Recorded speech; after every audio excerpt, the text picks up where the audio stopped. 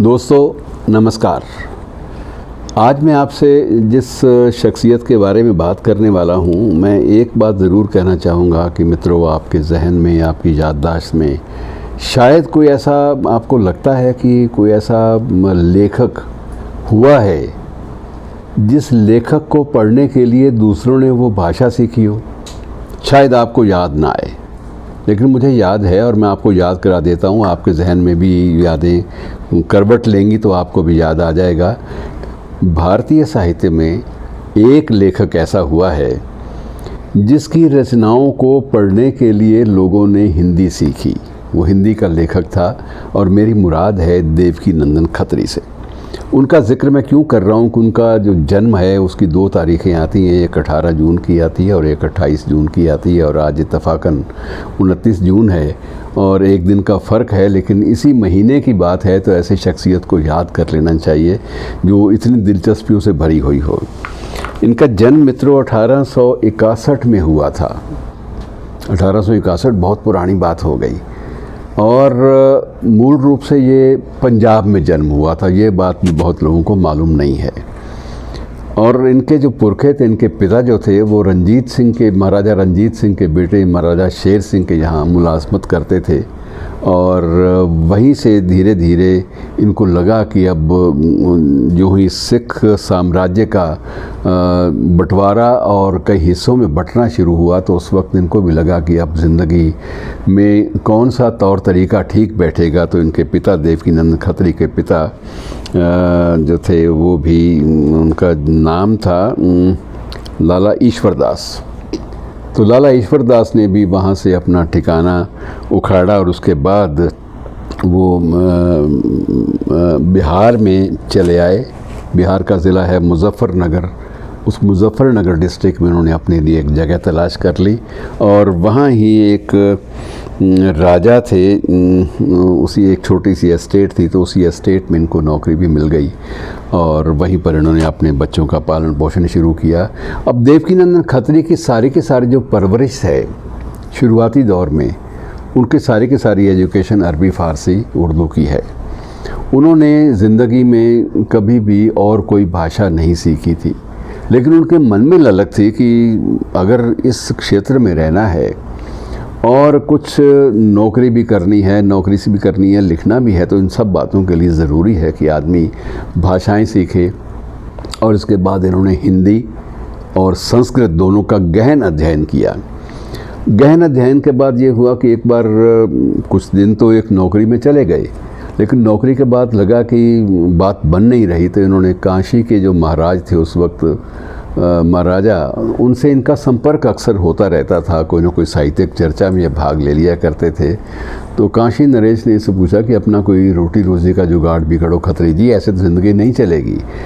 तो इन्होंने पूछा, जी रोटी रोज़ी का जुगाड़ तो आपके होते हुए मुझे करने की ज़रूरत नहीं है, लेकिन आप बताइए, आप हुक्म कीजिए, मुझे क्या करना चाहिए, मुझे मशवरा दीजिए, मुझे मार्गदर्शन दीजिए। तो महाराजा बनारस ने इनको ये कहा था कि तुम कुछ जंगलों के ठेके मैं दे रहा हूँ आजकल लोगों को, तो भी एक जंगल का ठेका ले लो और वहाँ पर अपनी जंगलात का जो है महकमा संभालो, और इसमें ठेकेदारी में जहाँ तक उसके 4 पैसे भी अच्छे आएंगे, और दूसरा यह कि तुम्हें घूमने फिरने का बहुत शौक़ है, तुम्हारा शौक़ पूरा हो जाएगा। अब जंगलों की खाक जब गए छानने, तो इनको लगा कि ठेकेदारी में पैसा तो ठीक ठाक आ रहा है, वाकई इसमें कोई शक नहीं है। लेकिन उस दौरान में इन्होंने बहुत सारी पुरानी इमारतें देखी, बहुत सारे खंडरात देखे, और उन खंडरातों में और उन इमारतों में जब ये घूमने निकलते थे तो उस वक्त आसपास के लोग इनको तरह तरह की कहानियाँ सुनाते थे कि यहाँ ये एक प्रेतात्मा रहती है, यहाँ एक भूत रहता था, उस भूत की ज़िंदगी इस तरह से थी।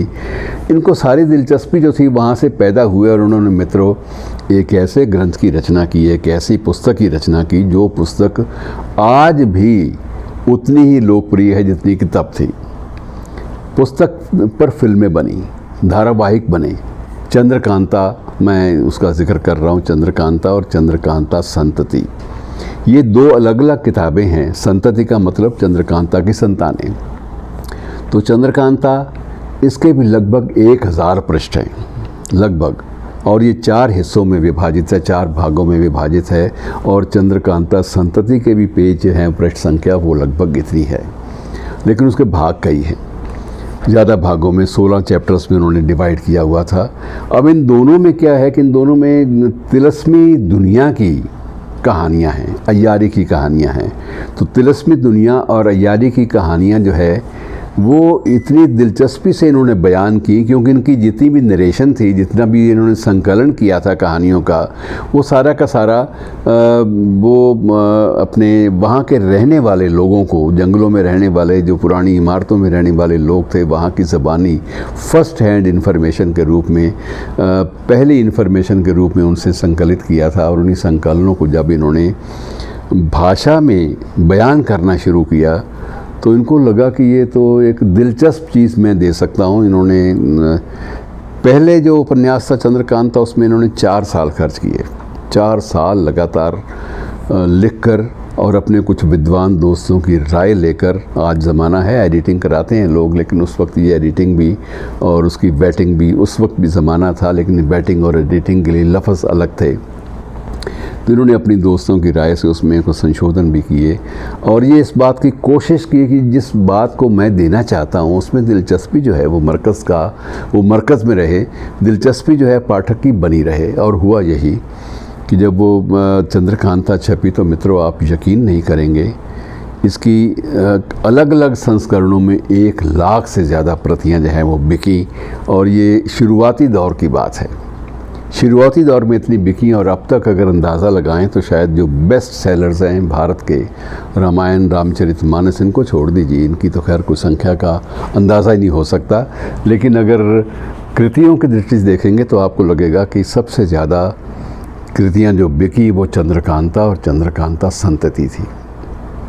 सबसे ज़्यादा बेस्ट सेलर्स वो उस वक्त की बेस्ट सेलर्स थी और लंबे अरसे तक उनका प्रकाशन चलता रहा।